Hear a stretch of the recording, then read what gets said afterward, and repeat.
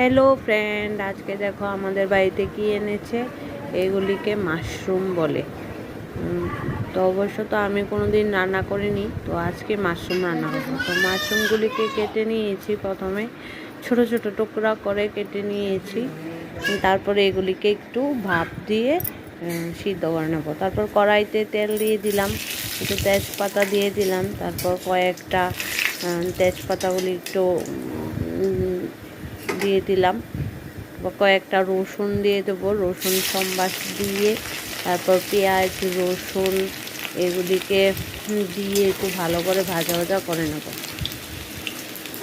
পেঁয়াজ রসুন একসাথে আবার কয়েকটা গোটা রসুনও দিয়ে দিয়েছি, মানে খেতে ভালো লাগে। তো পেঁয়াজ রসুনগুলি দিয়ে দিলাম, পরে এগুলিকে একটু লাল লাল করে ভাজা হতে দেবো। তারপর লাল লাল হয়ে গেলে তারপর মশলা দিয়ে দেবো। তো আমি